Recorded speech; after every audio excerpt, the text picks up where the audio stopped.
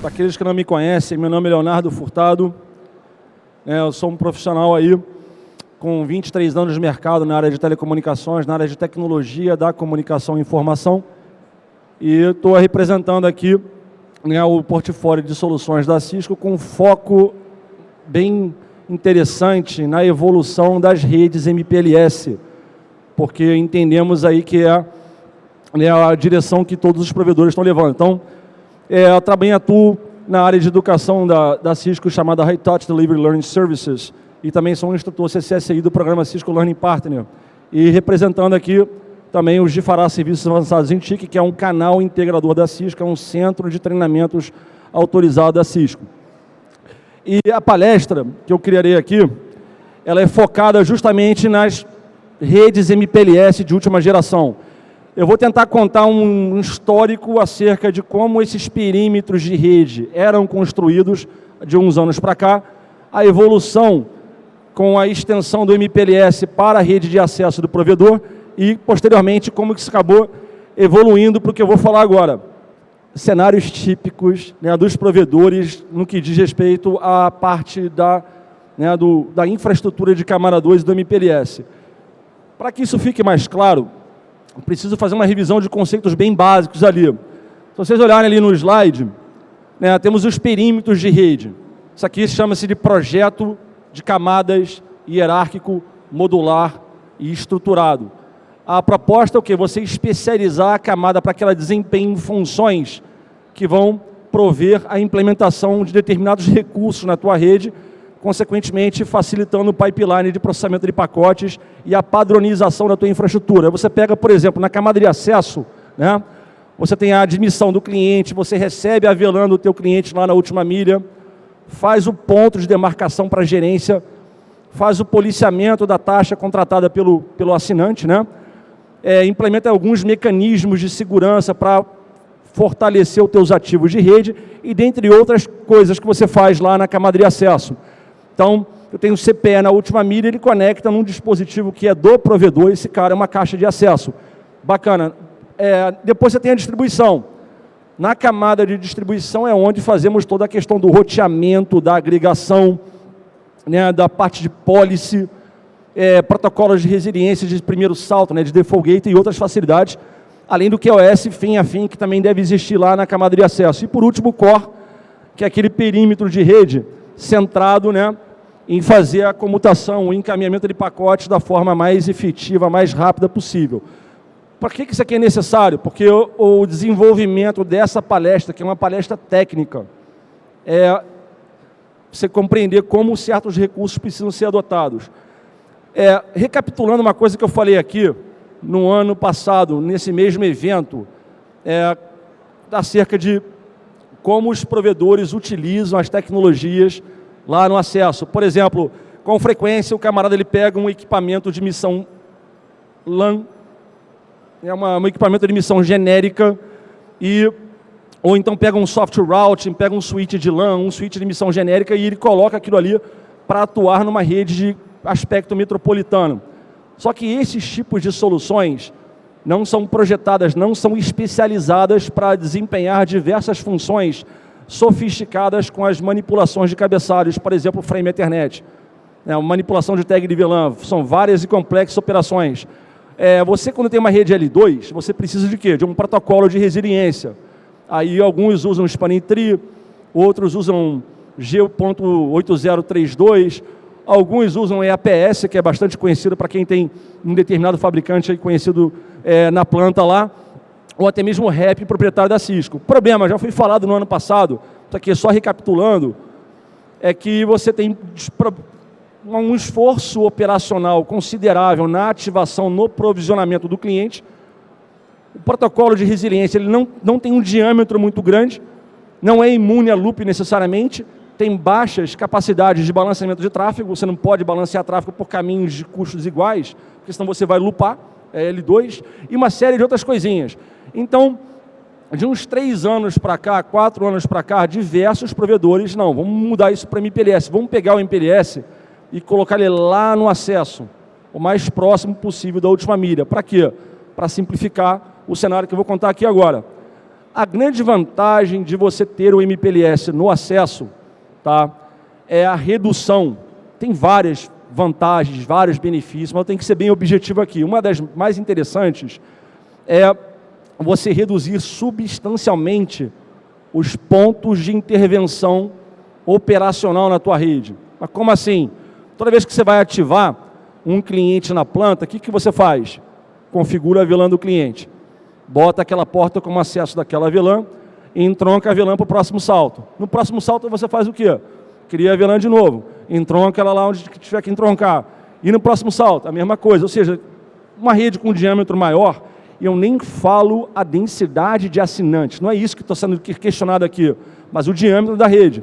Então, quanto maior for o diâmetro da tua rede, mais complexo, mais trabalhoso é a configuração, é a ativação, o provisionamento de clientes. Perfeito, né? Sem contar os protocolos de resiliência. Se você esquecer de proteger uma VLAN lá no teu EAPS, vai dar loop. Muitos já passaram por isso, tá? Então, a nossa proposta é o quê? Reduzir drasticamente aonde você vai ter que configurar na tua rede na hora de ativar um cliente.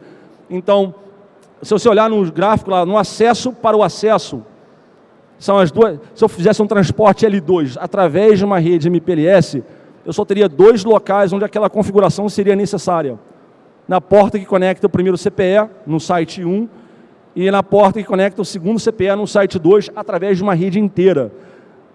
Para a rede toda, ou para aquele serviço especificamente, a rede é praticamente invisível. Você só mexe na porta que recebe o circuito do cliente. No meio da rede você não precisa realizar uma configuração. Isso aqui é uma parada muito legal, porque reduz a complexidade operacional e aumenta significativamente a escalabilidade. Protege melhor a tua rede e vários outros benefícios, tá? Então essa é a vantagem, porque vários provedores, várias operadoras estão colocando lá o OSPF, o MPLS, que depende do OSPF, obviamente, ou de outro protocolo IGP, botar o MPLS lá no acesso. Mas, Leonardo, isso é uma coisa proprietária? Não, vamos lá. O MPLS é baseado em padrões abertos. Então, se você tem uma plataforma hoje de roteamento no acesso, ou na pré-agregação, ou na agregação, ou no core, você tem que escolher padrões abertos. E, nesse caso, você olha para essa salada aqui, essa pilha de protocolos. Lá embaixo, no plano de dados, o Ethernet, o quadro Ethernet, fazendo transporte L2. Aí você vai ter um shim header do MPLS. Entre o cabeçalho Ethernet e o cabeçalho IP, você tem um shim header, que é o MPLS. Aí você vai ter no plano de controle os seus protocolos, por exemplo, um OSPF ou um ISIS para trocar as rotas na tua rede, o LDP para fazer a troca de labels, tá? O BGP para fazer o L3. E lá no topo, toda a parte de gerência, e no topo do topo, os serviços que você efetivamente transportará sobre essa infraestrutura. Então, tudo isso aqui são soluções baseadas em padrões de indústria. Vocês já estão fazendo isso aqui hoje. Aqueles que possuem o MPLS no acesso, por exemplo, ou na rede, já estão fazendo esse tipo de trabalho, lidando com essas tecnologias. Isso aqui é uma revisão, porque a minha proposta é aprimorar a forma com que isso é feito. Esse é o nosso cenário de inovação aqui. As necessidades, muitas das necessidades técnicas de um provedor são imutáveis. O que é aprimorado, o quê? São as ferramentas. As ferramentas são aprimoradas, os processos são aprimorados. Mas a necessidade é imutável. Eu tenho um cliente aqui que eu tenho que entregar um serviço L2 para ele lá em outra cidade, que eu consigo chegar até lá. Como é que eu vou fazer isso? Há várias formas de fazer aquilo ali. Aí, entre um L2 puro, que tem problema de escalabilidade, tem risco de loop, é complexo, para manter é difícil, para documentar é difícil, etc., eu vou para o MPLS. Isso você já faz hoje, você está lidando hoje com essas tecnologias. A gente vai melhorar isso um passo além. Essa é a proposta. Então, para que isso funcione, você precisa de ter uma rede baseada em padrões MEF vigentes, uma rede chamada Carrier Ethernet. E a proposta aqui é justamente o quê? Eu lá na rede de acesso, aos poucos migrá-la para o MPLS. Você pode começar com L2, o teu core de rede ser MPLS. Aos pouquinhos você migra para MPLS, eu recebo o serviço ali. Eu tenho uma arquitetura, idealmente não é bom usar switch para esse tipo de missão. E depois eu explico o porquê. Onde você vai definir a VLAN naquela porta do assinante. Você vai criar uma instância de serviço Ethernet para classificar o tráfego daquele serviço, daquele assinante, dali dar um tratamento e um posterior, né, transporte. Fora a questão de segurança e outras facilidades, onde aquilo é necessário. Beleza, uma vez que você recebe naquela porta física frames de diversos clientes diferentes, de diversos serviços diferentes, e você classifica, isso aqui pertence ao serviço XPTO. Muito bem. O que você vai fazer? Vai fazer uma entrega local, uma cross-conexão, vai fazer um serviço ponta a ponta pelo MPLS, vai fazer um serviço multiponto. O que você quer fazer? Ultimamente transporta aquilo ali. Para que isso funcione bem, é necessário que a tua arquitetura de acesso, todos os equipamentos da rede, idealmente, claro, sejam de missão específica para esse tipo de trabalho. Lá no acesso é o que chamamos de borda Ethernet flexível. Por quê? Porque você vai receber de clientes residenciais, corporativos, até mesmo redes móveis, você recebe uma diversidade de frames, de quadros Ethernet, com padrões de marcações diferentes, e você vai dar um tratamento diferenciado de acordo com o teu requisito de processamento. O que você quer fazer? Tá, isso aqui pertence ao cliente Joãozinho. Tá, é para fazer o que com esse pacote aqui? Fazer um circuito local, fazer um circuito remoto, fazer um L2, fazer um L3, fazer uma internet, um serviço gerenciado. O que é para fazer com esse cara aqui? Então é importante lá no acesso você ter um equipamento com tecnologia que consiga fazer isso nível porta. Um desacoplamento da VLAN do seu domínio de broadcast, coisa que um switch tradicional não faz. Fora as complexas manipulações com tag de VLAN, imposição, disposição, swap e uma série de outras coisas. Após isso, você vai fazer o transporte.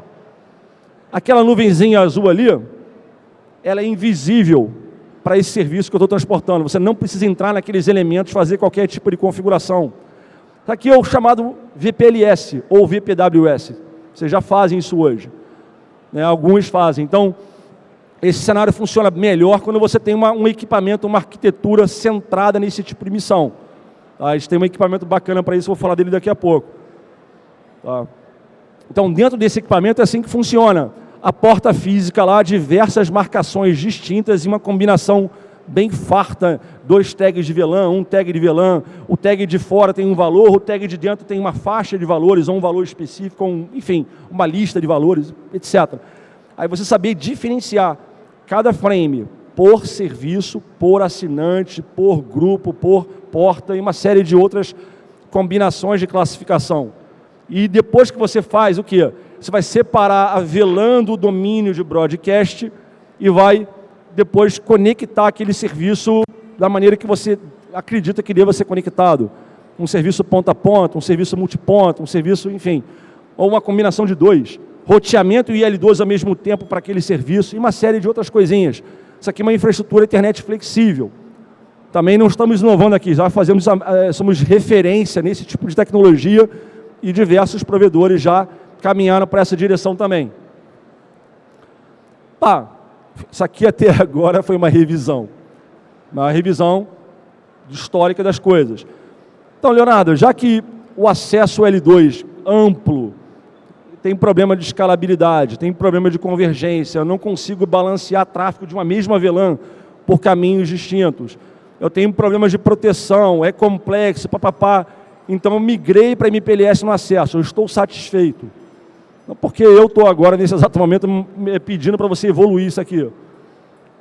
Esse é o foco de um dos temas que está sendo discutido aqui. Eu vou evoluir esse conceito de rede MPLS para uma coisa melhor. Então, o fato é o seguinte.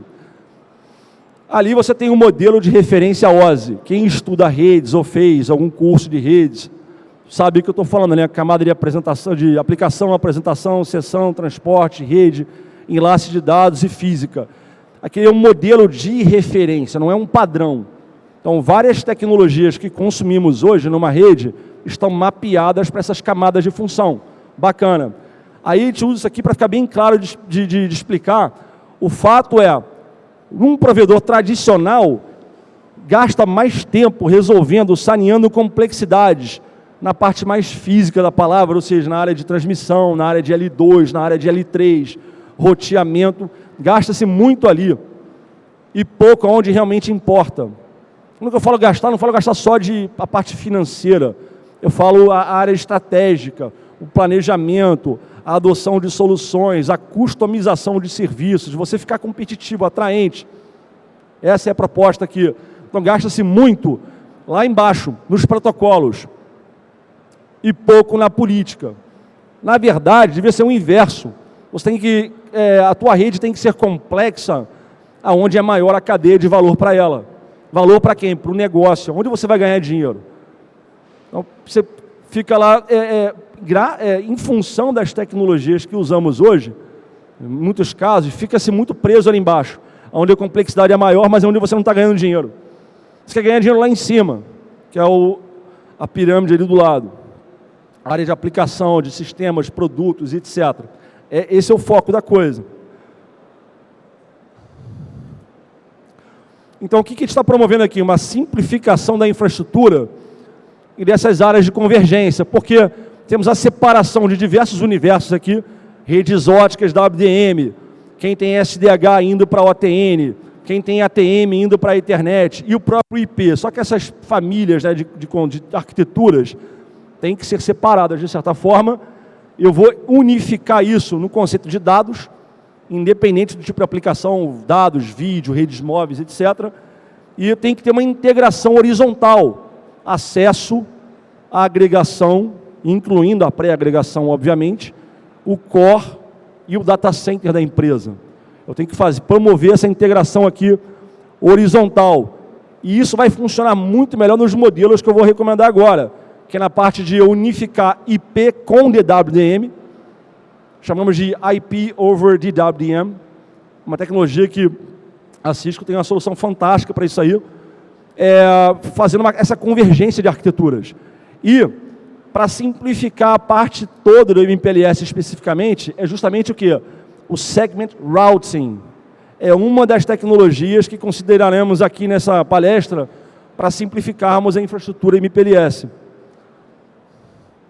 Então, vamos pegar aqui uma empresa atual. Nos dias atuais, eu tenho que provisionar um serviço que vai incluir, por exemplo, uma parte da minha rede é metro, a outra parte da minha rede é o core e, ultimamente, é o domínio do data center. Tá? O que eu tenho que fazer? Hoje, você tem limitações, restrições na automação do transporte desse serviço que permeia essas três áreas, né, metro, core e data center. Então, você pega, por exemplo, o Ethernet, todo mundo conhece. Eu tenho que transportar aquele L2 até o data center ou até a borda de serviços da rede. É isso que você quer fazer. Dentro do core, talvez o cliente participando de uma VPN específica para ele, uma tecnologia de virtualização de rotas e tal, de control plane e data plane. E no data center, o IP e o VXLAN como exemplo. Ou seja, automatizar isso aqui é difícil, porque são tecnologias muito similares. A proposta que fazemos aqui é o quê? Via uma nova arquitetura, tá? Melhorarmos substancialmente como estes serviços são provisionados. Então, fazer o fim a fim disso aqui é mais complexo, principalmente quando o provedor cresce. Pensando aqui num Stateless Fabric, eu vou criar serviços de forma unificada. Primeiro, embaixo ali o Segment Routing como IGP, acomodando extensões para MPLS. Eu vou eliminar alguns protocolos da lista daqueles protocolos que eu mostrei mais cedo. Ou seja, a sua rede vai ficar mais simples. E no topo, eu vou trocar o L2 VPN tradicional, que todos aqui usam, VPLS, por exemplo, para uma coisa mais interessante, mais eficiente, que faz mais com menos. Ou seja, eu vou matar mais um protocolo também do meu plano de controle, tornando a minha rede mais simples. E detalhe, isso aqui suportando toda a parte de orquestração. Tudo pronto para os modelos de redes definidos por software, né, SDN. Então, essa é a evolução, a primeira delas que eu vou comentar. Olhando novamente ali, eu tenho no transporte o Ethernet, que não está nem mostrado, aí tem o IP, o protocolo de roteamento interior do teu AS, lá no teu provedor, o label switching com o protocolo LDP para distribuição de labels. Aí você vai ter engenharia de tráfego por MPLS, voa, então você vai ter que ter o RSVP, que é o protocolo que vai sinalizar os requisitos de banda para aquele túnel, né? No topo, os serviços que você quer transportar, para o L2, por exemplo, um LDP direcionado para fechar um L2 VPN ponto a ponto ou ponto multiponto. há como crescermos isso bem via uma estratégia chamada Unified MPLS. Mas notem bem, cara, estamos falando aqui de 1, 2, 3, 4, 5, potencialmente 6 protocolos aqui no teu plano de controle. Ou seja, para você manter uma rede MPLS hoje, você não vai precisar de menos de 5 protocolos, talvez o 6º. Então são 5 protocolos que você configura na tua rede, OSPF, LDP, RSVP, BGP para várias famílias de endereço, né? IPv4 Unicast, IPv6 Unicast, VPN V4, VPN V6, L2 VPN, tem várias famílias de endereço. Então tudo isso você vai ter que se preocupar em fazer lá, no MPLS unificado. A nossa estratégia agora é promovermos uma simplificação brutal disso, só que com tecnologias ainda mais atraentes, ou seja, fazer mais com menos. Converter aquele cenário todo de MPLS unificado para um transporte habilitado por Segment Routing. O teu próprio, qual que é o seu protocolo de roteamento hoje dentro da tua rede? É o OSPF? Então será o OSPF. No topo dele, o BGP suportando uma nova família de endereços para troca de endereços MAC. Ou seja, o endereço MAC no L2 passa a ser um prefixo de rede no BGP. É um NLRI. Interessante isso aí. Tá. Vou até puxar. Aqui seria o modelo de Unified que a gente está aprimorando. A gente está saindo dessa arquitetura. Quando ela começa a crescer muito, aí a gente faz domínios menores de GP, troca o label entre os roteadores naquele domínio e interconecta o domínio com o BGP para troca de labels. Ou seja, uma coisa bem complexa. A gente está saindo disso aqui e indo para aquele modelo lá que eu citei. Tá bem simplificado. Então, a jornada da simplificação é todos os seus protocolos num plano de controle, né?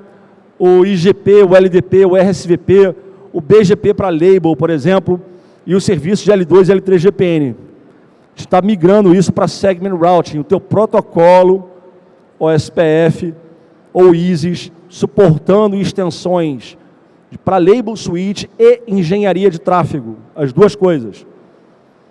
Seria a evolução do LDP e do MPLS-TS simultaneamente.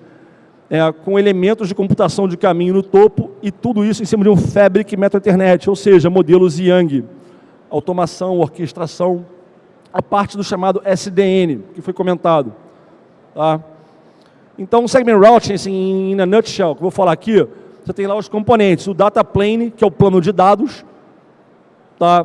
Quais são as estruturas ali? Você tem os labels de segmento, que é a parte do MPLS, e você tem também os cabeçalhos de extensão, no caso do IPv6. São as duas situações aqui no plano de dados. No plano de controle, você tem os protocolos de roteamento. Tá? Por exemplo, meu protocolo é o SPF. Então, tranquilo, de boa. E eu tenho lá uma controladora SDN na minha rede, no modelo NetConf Yang, que permita eu automatizar, orquestrar o provisionamento desses serviços na minha rede, sem que eu tenha que, em cada caixa, fazer essa configuração. Embora isso também seja possível, mas você vai querer evoluir. E os caminhos que eu escolho para percorrer de um ponto para outro na rede, quem conhece MPLS sabe, mesmo o TE, protocolo IP, ele está orientado ao endereço de destino. O roteador não se importa de onde o pacote veio, e sim para onde tem que ir. E essa decisão é tomada, né, no prefixo mais específico da tabela, pelo caminho de menor custo. Mas o caminho de menor custo pode não ser suficiente para acomodar toda a carga de tráfego que você está ofertando nele. Pode ter outros caminhos subutilizados. Então você vai selecionar quais tipos de tráfego você vai querer manipular pela tua rede. Mas isso eu faço hoje com o MPLS-TL. Qual que é a diferença? A diferença é assim, o objetivo é o mesmo. Só que a simplicidade e a facilidade disso acontecer é bem melhor agora, porque eu vou usar um único protocolo para isso. Essa é a grande vantagem da tecnologia. E usar o Segment Routing não somente para label switching, mas para engenharia de tráfego. Tá? Isso aqui, mas, Léo, você é proprietário, não tem muito interesse não. O que você tem que se preocupar, na verdade, é se o equipamento que você está escolhendo não é só suportar num software, não. Ele tem que ter inteligência, tem que ter silício adequado que permita manipulação e ações sofisticadas sobre esses quadros. Aí é o ideal que no acesso você coloque um roteador de acesso. Ele pode até parecer um switch, mas ele é um roteador, porque esse cara tem essa capacidade, é o caso no portfólio da Cisco. Então, a tua preocupação de ser uma solução proprietária, não. Essa solução aqui é baseada nessa quantidade de drafts, são mais de 40. E a Cisco é a maior contribuinte, a autora da maioria dos drafts desse padrão. Tá? É uma coisa, isso aqui não é futuro não, tá, pessoal? Já está acontecendo. Isso aqui é uma tecnologia que está em andamento, está sendo adotada. Inclusive, há cenários de interoperabilidade entre um ambiente LDP tradicional, que é o teu MPLS que você faz hoje, versus um novo tipo de ambiente que é o que está sendo proposto. Tá? Aí tem alguns techniques aqui que eu vou tentar simplificar, mas eu tenho um caminho de menor custo ditado pelo IGP. Eu consigo fazer load balancing por caminhos de custos iguais. Eu tenho um segmento global, obviamente, e um label que começa acima de 16 mil mais um índice. E essa informação, eu não preciso de um protocolo adicional, um protocolo extra para fazer. O próprio IGP da rede já faz, é o caso do OSPF. Tá? Tem um segmento de adjacência também. Por exemplo, o segmento de prefixo seria equivalente ao IP de uma loopback, para fechar um túnel de engenharia de tráfego. Enquanto o prefixo de adjacência seria o IP de uma interface. Então, são vários tipos de estruturas de dados codificadas nos próprios LSAs do OSPF. Para que, além de você trocar rotas, você não troca rota no OSPF, você troca estado de link, mantém aquilo no teu LSDB, que tem que ser idêntico para todos os roteadores na área, e faz uma computação diferenciada nesse caso, porque você vai fatorar, além da parte de loop e caminho de menor custo, você vai fatorar métricas de engenharia de tráfego, para que você tenha facilidade nessa manipulação. Isso é distribuído pelo OSPF. Qual que é a vantagem aqui? Eu posso combinar segmentos inteiros da minha rede, fazer o encaminhamento de pacotes dentro da minha rede, sem que nenhum roteador tenha que olhar o cabeçalho IP, ou seja, instruções de encaminhamento baseadas em labels. É a grande sacada do MPLS. Eu não preciso sinalizar esse caminho, não existe protocolo para isso. O próprio IGP faz, ao contrário das arquiteturas MPLS atuais. Tá? E dali eu consegui encaminhar o pacote com base nessas instruções de label. Perfeito?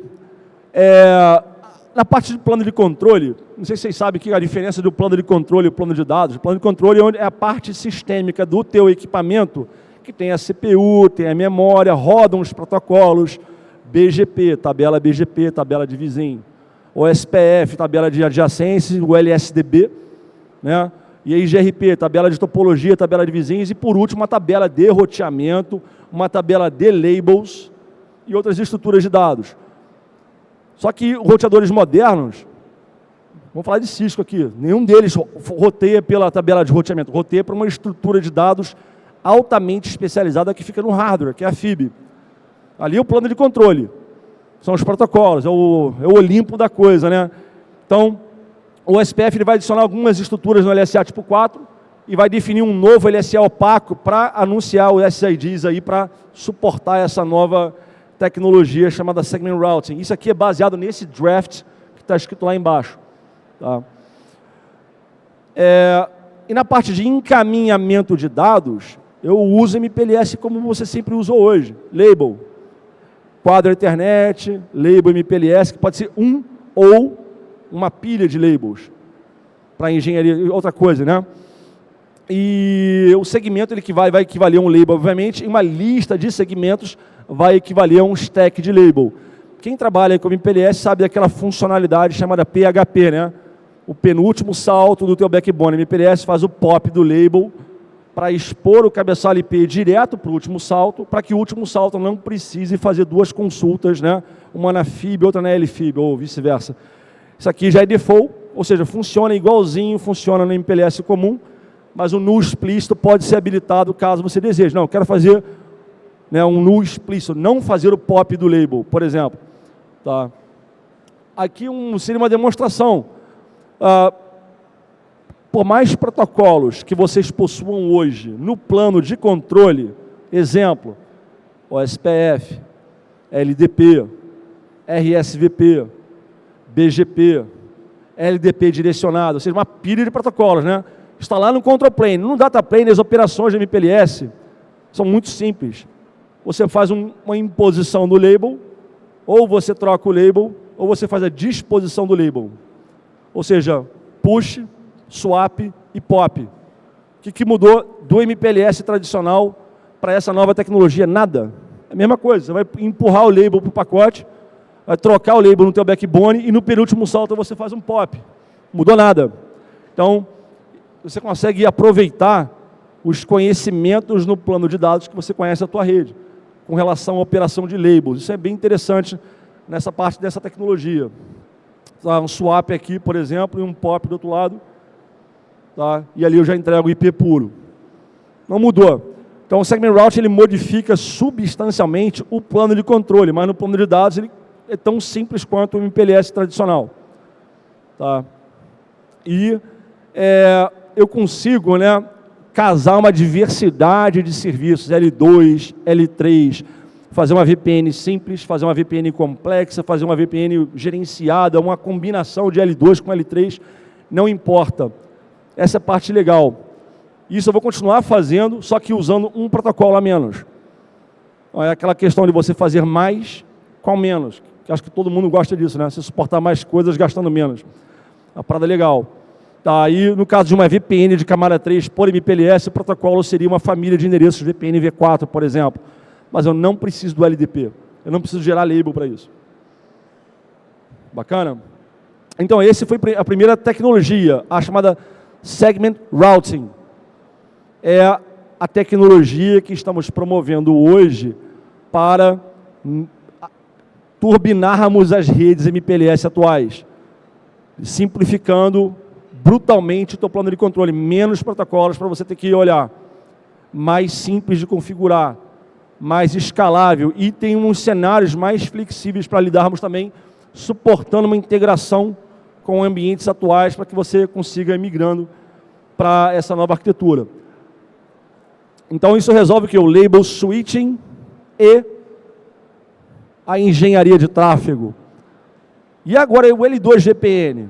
E o L2GPN, agora vamos falar dele agora. Quais seriam as evoluções para o L2GPN? Bom, vocês devem conhecer um pouco de padrões Metro Ethernet. Permitam-me 1 minuto de explicar. A Ethernet é uma tecnologia barata, flexível, barata no sentido de a relação custo e porta da Ethernet é muito boa se comparado com, por exemplo, SDH. É muito mais barato. Só que a Ethernet não é confiável, não é uma tecnologia especificamente confiável. O que você tem no quadro Ethernet que denote degradação de serviço? Perda de pacote, jitter, delay, nada. É um quadro, uma estrutura de instruções bem simples. Né? Mas como passamos a utilizar o Ethernet dentro de uma rede metropolitana, o diâmetro é crítico aqui, tivemos que fazer alguma mexida para que o Ethernet viesse a absorver algumas facilidades, características que o tornasse seguro para trabalhar em uma rede grande de larga escala. Daí vem os padrões, que é a Ethernet de primeira, segunda e terceira onda, para dar um exemplo aqui, na área de definição de serviço, arquitetura, tecnologia Ethernet, o OAM, que é uma coisa que eu vou falar no finalzinho, ou seja, algumas coisas novas, é um Ethernet com esteroides, a gente chama, Ethernet com esteroides, com hormônio, tem uma paradinha nova, ele faz uma coisa a mais. O mesmo existe para data center também, tá? Mas eu vou falar do Metro aqui. Então, pensando nisso, a gente tem lá uma evolução de padrões. Tem um MEF, você pode na internet, Metro Ethernet Forum, procurar, você vai descobrir que tem vários padrões, são várias empresas, entre elas a Cisco, contribuindo muito para que os padrões da internet sejam evoluídos e adotados nos equipamentos para que você hoje tenha uma rede 100% da internet. Muitos provedores começaram 100% da internet, mas você tinha que viver a época dos dinossauros, que a coisa nada era internet, era tudo E1, né, circuito ponta a ponta, HDLC, PPP, Frame Relay, X25, SDLC, só coisa velha, vocês nunca ouviram falar disso. Hoje não, a internet é uma tecnologia predominante, porque a largura de banda é boa, é uma transmissão estatística, a maior parte do que você vende, o cliente não consome, o que permite o quê? Oversubscription. É um modelo econômico bom para você trabalhar, para ganhar dinheiro. Né? E agora tendo alguns protocolos que dão segurança, processos que dão segurança ao internet. Então, vou dar uns exemplos aqui. Com foco, onde acabou de ficar vermelhinho ali, nos serviços de camada 2, em redes metro internet, com ênfase no MPLS, nesse caso. Vocês conhecem L2 VPN? Muitos aqui usam. Eu converso com um bocado de gente e os caras falam, não, eu tenho aqui. Como é que você faz, por exemplo, o isolamento de pacotes? Como é que você separa um pacote de um cliente para outro? Ou de um assinante para outro? Você pega lá uma VLAN, uma bridge domain, alguns sabem o que é isso aí, e uma instância virtual de encaminhamento, uma VFI. Ali que você separa um cliente do outro. Na configuração, por exemplo, do teu ASR 9000 ou no ASR 920, enfim. Você faz isolamento ali. A comutação é baseada em aprendizado de endereços MAC, cujo processo se dá direto no plano de dados. Como é que um switch funciona? Eu pego o endereço MAC de origem do quadro e eu uso para aprender e manter a minha tabela MAC.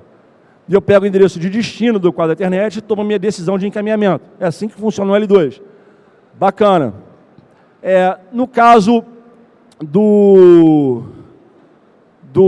VPLS, né, num ambiente de backbone MPLS, há uma troca entre os dispositivos participantes de endereços MAC, num processo meio estranho, mas beleza. E a prevenção de loop se dá com o Split Horizon, principalmente, multi-homing de VPLS e alguns caminhos, tá? Problema, vamos lá, é simples, eu vou aprender diretamente os endereços daquela VLAN no plano de dados. Não vou falar que tem um mínimo de configurações, não, tem alguma configuração com certeza, e é um tanto plug and play em alguns casos, mas eu tenho vários problemas. Eu não consigo balancear tráfego através de caminhos de custos iguais quando são L2, porque senão eu vou loopar. Eu não posso usar dois caminhos simultâneos para uma mesma VLAN. O teu load balance é estatístico por VLAN que você define. A VLAN spar vai para cá, a VLAN ímpar vai para lá. É assim que você faz. Você tem o chamado PW. PW é o pseudo-wire. Alguns falam de pseudo-wire, tanto faz. O pseudo-wire é o quê? É o túnel de L2 VPN. Ali há uma sinalização e há uma troca de label por aquele protocolo. A PW, isso onera, não, num switch, num router especializado, ele vai fazer esse trabalho de boa. Agora, num switch não é feito para esse tipo de trabalho. Tá? Então, o PW seria um ponto forte a ser criticado aqui. Excesso de PWs. Algumas redes que te botam a mão aí tem, sei lá, 120 mil PWs. Terminando numa caixa. É complicado. E as soluções de multi-home no VPLS são bem complexas. Isso sim é uma parada chata. A gente vai simplificar. Na parte de isolamento de pacotes, eu não vou mexer em nada. Tá? Na comutação, eu vou aprender e distribuir endereços MAC no plano de controle e não no plano de dados. Ou seja, o endereço MAC virou um prefixo roteado. Não roteado, mas que você troca num protocolo de roteamento, que nesse caso é o BGP. Ou seja, é roteamento de MAC, essencialmente. Os roteadores BGP participantes daquele serviço L2 vão trocar prefixos MAC entre eles. Assim como eles trocam hoje prefixos IPv4, para ter um exemplo. Isso é um salto muito grande de confiabilidade. E eu tenho agora, finalmente, load balancing ativo. Uma mesma VPN, L2, né? Eu posso fazer load balancing dela agora, sem o risco do loop e outras limitações já citadas. Ou seja, faço melhor agora o mesmo trabalho.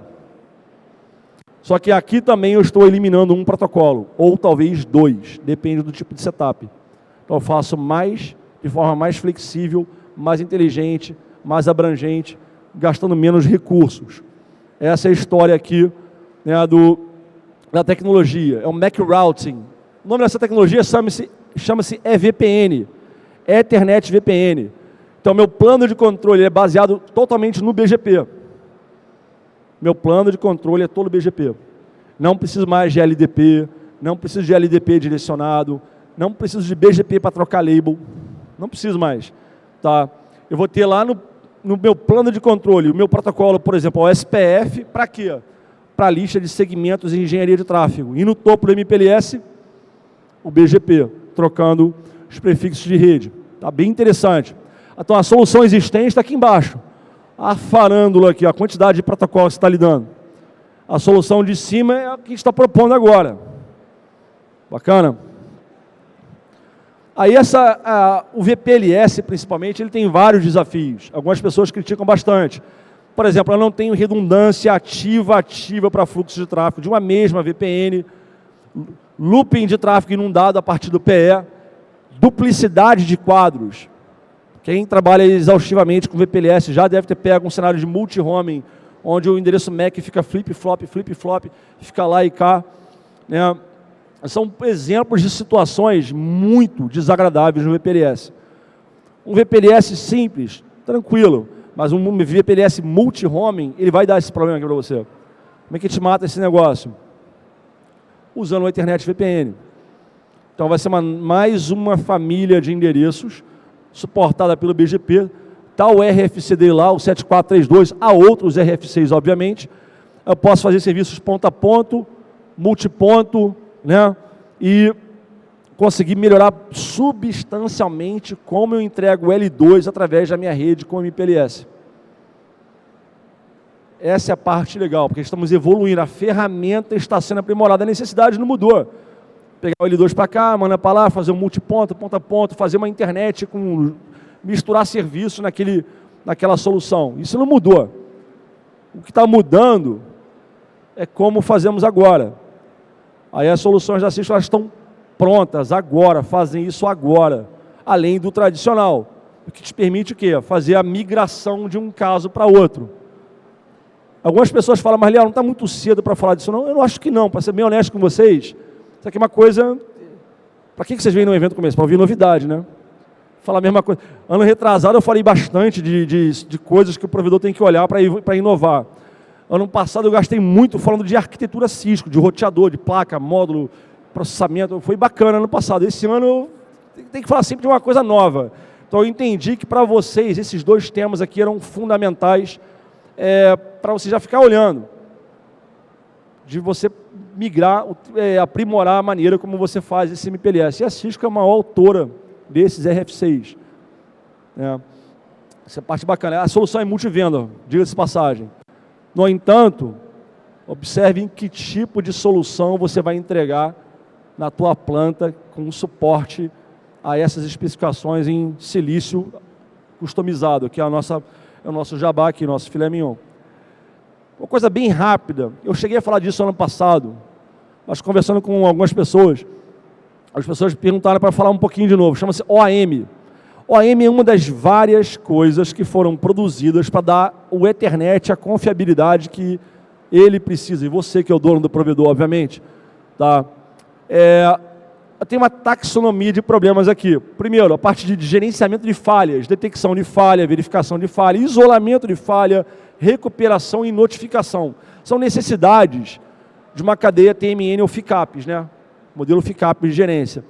Na área de performance, eu quero medir a minha perda de frames, eu quero medir meu delay fim a fim. Tem vários tipos de delay, né? Processamento, propagação, transmissão, serialização, tem delays fixos, delays variáveis. Como é que você mede isso aí? Então, usando lá a medição de delay, a variação do delay, que é o jitter, e a parte de disponibilidade. Isso na área de performance. E muito especialmente a questão de provisionamento de configuração. Isso aqui são problemas encontrados em redes Ethernet de provedores. Aí eu vou falar de tudo que o OAM faz, que é uma coisa bem complexa, confesso. Eu vou pegar 3 protocolos só para falar dele. Tá? A questão é a seguinte, eu tenho lá o LMI, que é voltado para o CPE, para o assinante. Eu tenho o chamado link OAM, que é qualquer link ponta a ponta na tua rede. Eu tenho também o CFM, que é da porta do assinante do site 1 até a porta do assinante lá no site 2. Eu quero fazer um check de conectividade ali. Bacana, né?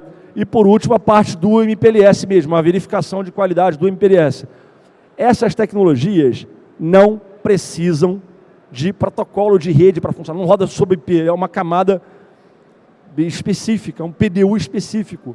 Então, por mais que você não tenha rota, que o teu SPF esteja ruim, qualquer que seja o negócio, você consegue diagnosticar a tua rede e identificar exatamente onde é que está o problema daquele serviço. Essa é a parte legal do OAM. Tá?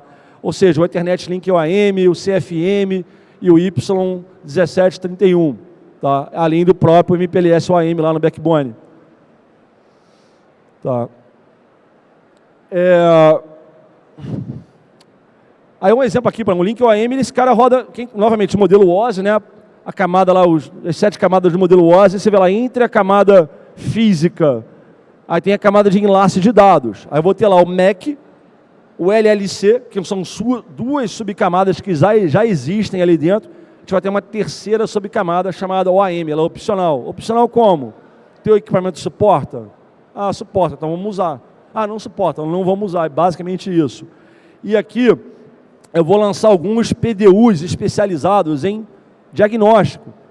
Eu fazer um link trace daquele serviço, eu fazer um teste de erro de paridade naquela última milha, eu fazer um teste de loop, que no Ethernet não é possível você fazer um teste de loop, né? Não é você faz. Não, agora você pode fazer um teste de loop também, né, para testar o link do assinante. Então, isso aqui é um dos protocolos que eu sugiro que os provedores comecem a investigar. Porque hoje a tua gerência é muito centrada em quê? SNMP, Zabbix, CACT, Nagios, é o que todo mundo usa.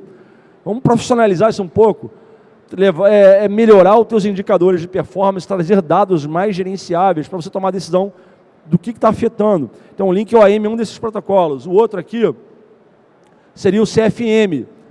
Eu posso criar domínios de gerenciamento e saber estabelecer pontos de demarcação para a gerência de falhas e de desempenho. Então o cliente, por exemplo, já que estamos em Pernambuco, né? O cliente em Recife tem um site lá em Petrolina, só que a operadora que ele contrata aqui não tem link até lá, então tem que chamar uma outra operadora lá de Petrolina. Só que as duas não têm uma rede entre elas, então contrata uma terceira. Aí a operadora B pega uma Embratel no meio do caminho, exemplo. O cliente não quer saber o que está no meio, ele quer o serviço disponível e funcionando com a performance, com o SLA contratado. Você tem um problema de performance aqui, ou de falha, ou de incidente, aonde que você vai começar a olhar e quem você vai acusar? Então, uma das vantagens dessa tecnologia é você ter pontos de gerenciamento e demarcação, que não dependem, por exemplo, de protocolos de camadas superiores para esses tipos de diagnóstico. Não precisa de OSPF para fazer esse teste. E dali você consegue mais facilmente gerar indicadores de correção de falha, de reporte de eventos e uma série de outras coisas. Isso aqui é bem bacana. Uma pena que eu não vejo nenhum dos pequenos provedores usando. Tá. Então, essa aqui foi a palhinha rápida do OAM. O que eu vou falar aqui é o seguinte, é que isso aqui vai ser bem rápido. Isso aqui vai ser bem rápido. A Cisco tem uma estratégia muito legal, chamada Evolved Programmable Network. Tá? Que é um portfólio, é um framework, literalmente, que inclui equipamentos, né, soluções de roteamento de última geração, software e afins. Um desses componentes da estratégia EPN da Cisco, esse camaradinha chamado EPN Manager. Eu não vou detalhar ele aqui não, mas eu vou dar uma visão. Tudo isso que eu falei é orquestrado dinamicamente nessa plataforma, que ela já existe, ela é consumida nas grandes operadoras do mundo. Essa coisa vai chegar eventualmente para o cenário dos pequenos provedores. Uma versão expressa disso aí. Por exemplo, você vai sentir o aperto agora. O modo atual, tudo teu é manual, tudo que você faz é manualmente. A configuração de um cliente, ativação de um serviço, troubleshoot, provisionamento e afins, é tudo manual. Você tem operações muito fragmentadas na tua rede, da engenharia, do planejamento, do suporte N1, do N2, etc. E você tem frequentemente, em alguns casos, né, problema de capacidade. Como é que a gente vai resolver isso aqui? Precisa de agilidade. Você não conseguirá ser ágil se você não adotar a programabilidade da tua infraestrutura. Eu vou logo avisando, isso aí é um caminho sem volta. Isso aí não tem como você voltar, você vai ter que evoluir para a área de SDN. A convergência de vários recursos, tá? E inteligência para suportar essas operações. Essa é a história do negócio. Temos aqui, por exemplo, uma rede, num provedor, você tem QR Ethernet, tem a parte ótica, que é separada do IP. A Cisco ela já entrega uma solução convergente, IP com DWDM embutido. Mas vamos pensar uma coisa que as estruturas sejam separadas. IP é uma coisa, WDM é outra coisa, OTN é outra coisa, né, e etc. Então, tudo isso são áreas, né, que você tem que integrar. E essa solução, a proposta dela é justamente o quê? Eu tenho uma visualização em 3D multicamadas, eu tratar no mesmo painel ótico e IP, por exemplo, um modelo de provisionamento baseado em clique, clique, clique. Vocês gostam de botão de mouse, né? Então agora ficou legal. Tá? Então a gente consegue dar uma solução na área de gerenciamento de performance, de configurações, de incidente, né, de accounting e uma série de outras premissas de capacidade. Eu vou integrar tudo o que eu falei até hoje num modelo único de gerência. Aqui um exemplo, assim, alguns prints, tá? Na hora de provisionar, como é que você faz o provisionamento? Você cria a VLAN, bota a VLAN na porta, configura o protocolo, aí bota uma CL, bota o QoS, faz o policiamento da taxa. E você viu o quanto de configuração você faz na tua rede hoje para ativar um cliente? Quando o cara é corporativo, que é mais exigente ainda. Então, imagina que toda essa parte eu vou fazer assim, da maneira que você está vendo ali a foto. Uma ferramenta super versátil, mas ao mesmo tempo simples de usar. Essa é a proposta da ferramenta que vai chegar para vocês em breve. Tá, eu quero criar um túnel de engenharia de tráfego, definir o serviço, escolher quais são os equipamentos na minha rede, por onde aquele caminho deve percorrer, seleciona visualmente mesmo, define alguns parâmetros, afinidade de bits, roteamento, BFD, etc. Dá um ok, ele provisiona. Provisionou, preenche alguns parâmetros, por exemplo, ao serviço que você vai estar emulando, se vai ser um L2, vai ser uma coisa TDM, dá os parâmetros do serviço, dá um ok, bichão, está provisionado. Um momento desse aí, a gente vai convocar os ISPs para ver um demo disso aí. Porque isso aqui é um grande diferencial, porque uma diversidade muito grande de equipamentos da Cisco é suportada nessa ferramenta diretamente.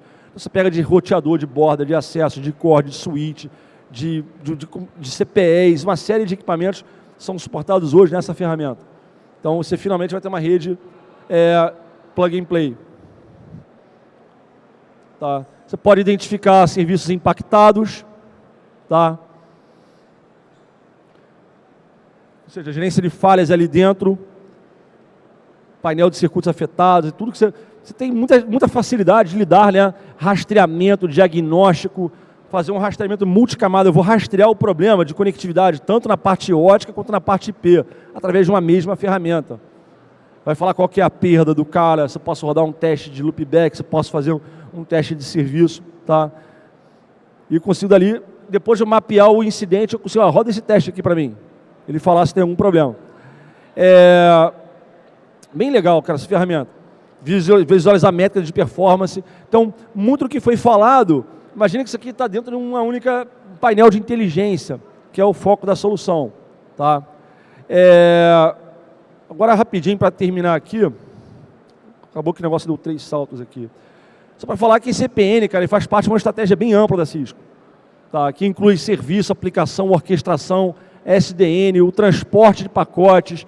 Aí você pega dos serviços Meta Ethernet, do hardware Cisco, do software Cisco, focado, obviamente, nos padrões abertos, para garantir que, para estimular você começar com essa solução num ambiente heterogêneo, multivenda, mas você começar a experimentar a qualidade dessa solução e migrando, eventualmente, tua planta para dentro de Cisco.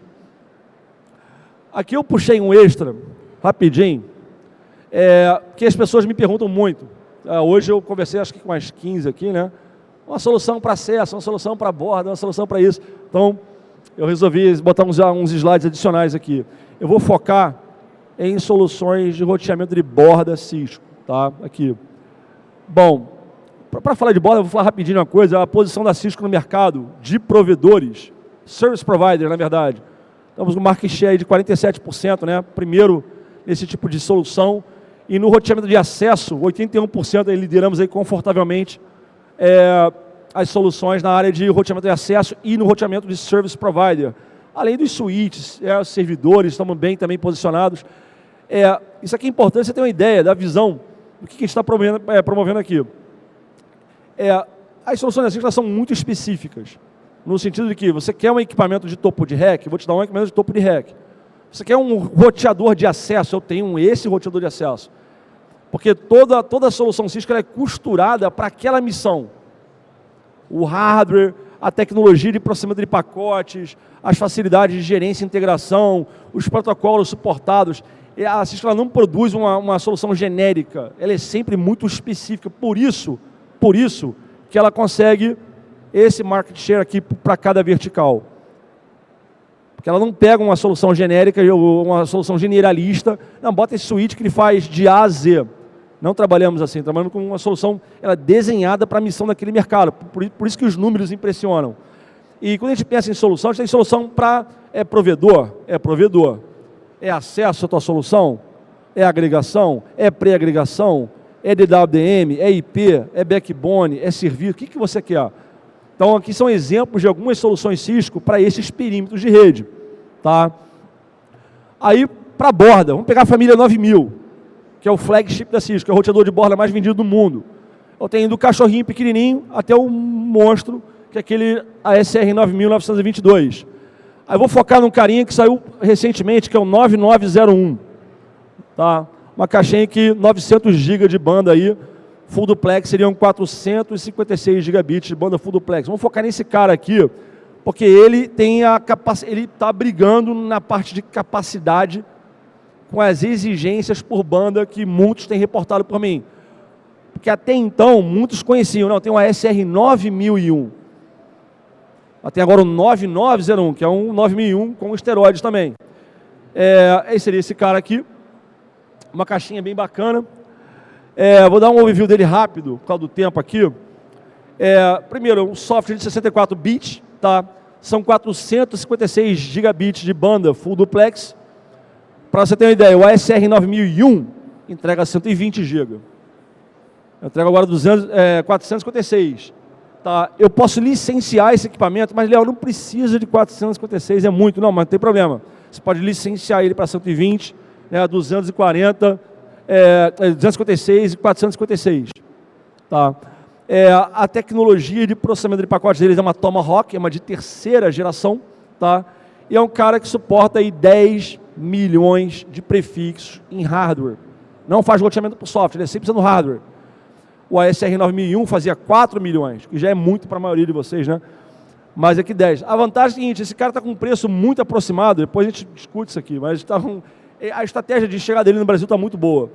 Então, entre você investir no 9001 e investir no 901, é uma coisa que se considera aqui. E a densidade de portas dele é muito bacana, são 42 portas fixas, não tem módulo, 42 portas fixas. Aí você pega 16 gigabit, 16 portas, 1 gigabit, 24, 1/10, né, e tenho duas de 100 GB. Uma caixinha que ocupa 2 rack units. Ou seja, atende aqueles caras que estão precisando de mais capacidade, mas ainda são provedores pequenos e médios. Tá? Aí uns comparativos, você vê aqui o 9001, que é uma caixa que eu sou fã dela, aí eu continuarei sendo para sempre, é uma caixa de alta performance. É a seção BGP Full mais rápida que você vai ver subir na tua vida. Pode pegar um ASR 9001, subir um BGP Full e conta num relógio de segundo, que ele sobe. É muito rápido, então eu sou fã do 9001. Comparando ele com o 9901, você vê que tem uma evolução de capacidade brutal. Então é uma caixa mais interessante. Outra solução, já fechando aqui, o ASR 1000, que ele é muito bacana, principalmente para ambiente multisserviço. Ou seja, além da borda, eu quero PPPoE, BRAS ou BNG, eu quero fazer CGNAT, eu quero fazer serviço de segurança gerenciada, eu quero fazer serviço de voz, uma série de coisas. Então, ele é uma caixa muito legal. Eu tenho vários modelos aqui na família, focando aqui para vocês, para os menorzinhos, provedores menores, o ASR 1001X até 20 GB de capacidade e o ASR 1002X até 36 GB de capacidade, fazendo aí 12.000 e 28.000 sessões de PPPoE simultaneamente, respectivamente. Ou seja, uma caixa ótima para BGP e ótima para BRAS aí. É a solução que tem sido muito elogiada nos provedores. Tá, esse aqui seria a foto do 1001X. Quem está me perguntando. A tecnologia SR1000, independente do modelo, ela é tida como a mais avançada tecnologia de processamento de mercado, de pacotes do mercado. Ela pode procurar à vontade no Google aí o Quantum Flow Processor, QFP, dá uma estudada nisso aí. é uma caixa pronta para múltiplos serviços concorrentes. Se você precisa de uma coisa que vai usar CGNAT, vai fazer um PPPoE, vai fazer um BGP Full e tal, é a solução que você vai procurar essa aqui. Ah, não, mas o 20 GB para mim é pouco, Léo, precisa de mais. Não tem problema, você pode ir para o 1002X, que vai até 36 GB, e tem mais slots de expansão. Ou se precisar de mais coisinhas, você pode chegar no 1006 aqui, que seria... Tem outros modelos, tá? Eu só parei aonde eu vejo, assim, pegada para o mercado de vocês. Esse cara aqui, além de ter muita capacidade, tá? 64 mil aí assinantes PPPoE. De boa, com pé nas costas, com CGNAT e tudo. Tá? A caixinha é legal. E é isso aí, pessoal. Eu estourei aqui uns 2 minutos, acredito, mas eu agradeço de verdade o convite feito pela organização do evento. Future SP tem sido, na minha opinião, o evento mais bacana do setor. É a terceira vez que eu estou aqui palestrando em nome da Cisco, do Gifará também. E eu vou estar aqui pelo evento. Quem tiver alguma dúvida, quem quiser perguntar alguma coisa nos detalhes que, infelizmente, o tempo não me permitiu, fique à vontade de me procurar, tá ok, pessoal? Obrigado aí, boa tarde.